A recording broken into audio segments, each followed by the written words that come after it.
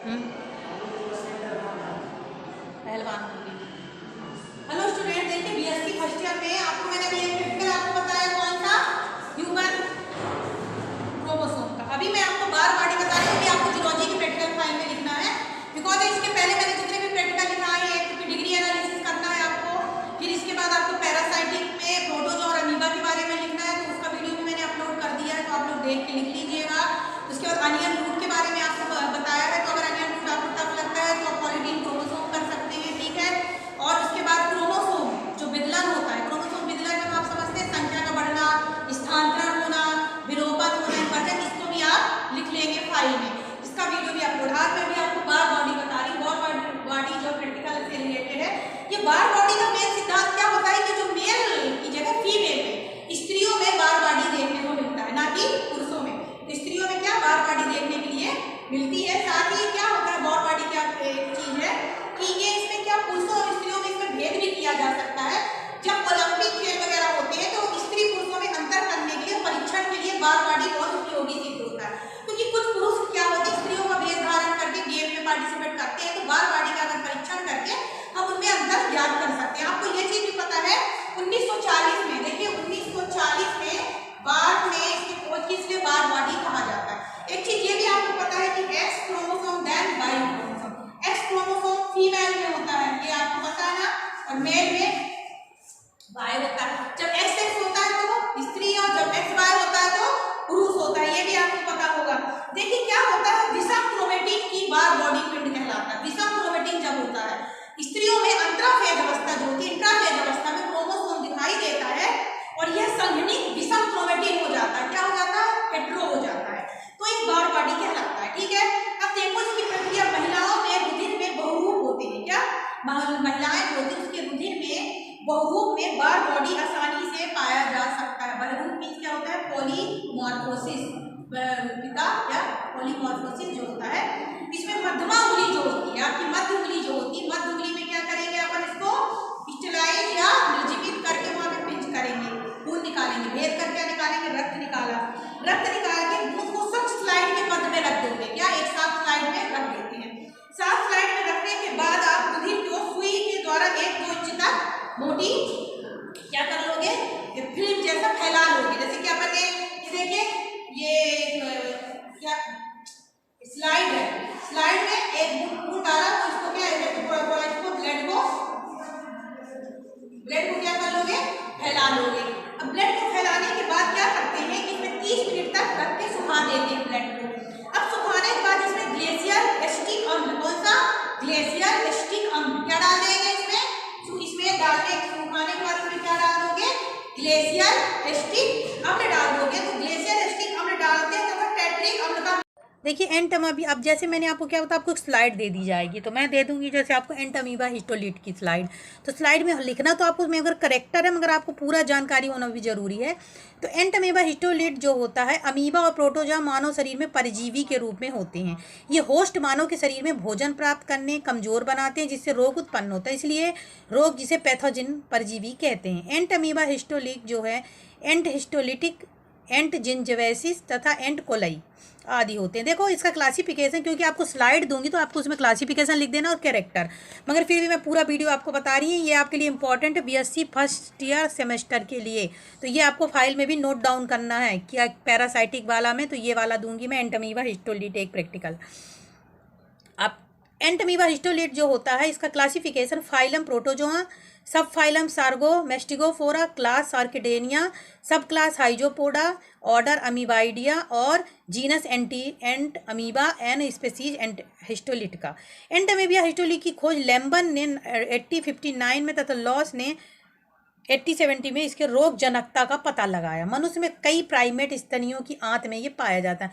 मानव परजीवी में अमित सार, अमीबा या अतिसार की उत्पन्न हो जाता है, जिससे इन्फेक्शन जो होता है, इन्फेक्शन के कारण जो लूज मोशन होता है, अमीबाई नामक रोग के कारण होता है, ठीक है।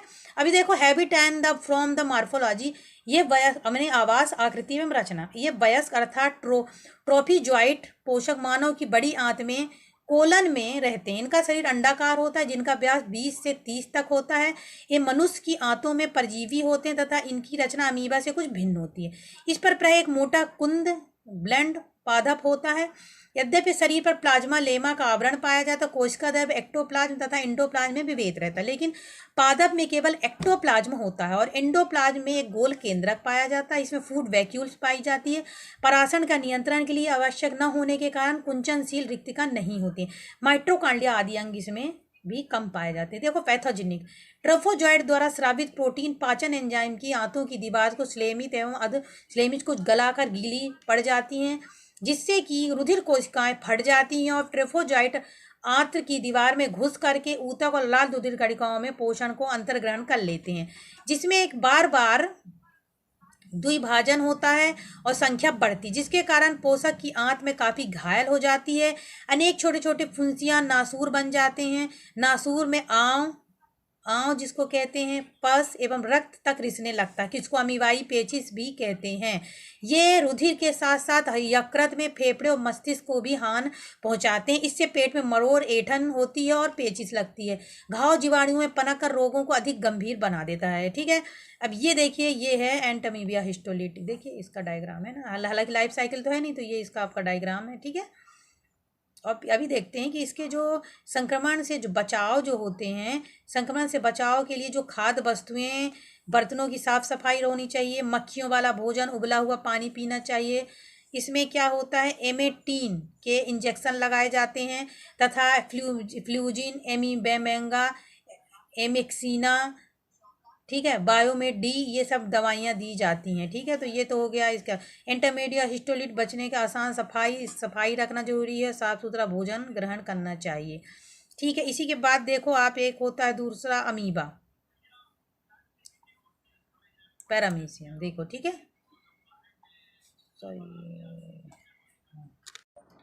पैरामीशियम जो होता है ये एक कोशिकी होता है, गंदे पानी, झील, पोखरों, खाइयों, गड्ढों में भरे में पाया जाता है। ये इसकी एक कोडेडम पूरी जाति पूरे में पाई जाती है। इसका फाइलम प्रोटिस्टा, जगत संघ प्रोटोजोआ, सब फाइलम सीलियोफोरा, क्लास सीलिएटा, उपवर्ग जो होता है होलोट्राइका, ऑर्डर जो होता है जिम्नोस्टोमेडिया, मेटेडा, यानी जीनस पैरामीशियम। यूग्लिना की भांति पैरामीशियम पोखर तालाबों में पाए जाते हैं। देखिए स्ट्रक्चर, देखिए ये पैरामीशियम का स्ट्रक्चर है। ओके,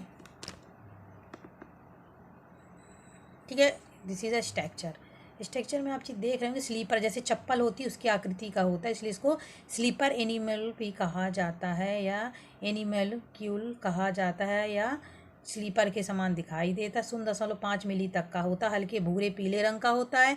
इसके शरीर महीन दृढ़ होता है। देखो कैरेक्टर में फैल्किल आवरण, चारों तरफ इसमें सीलिया पाए जाते हैं।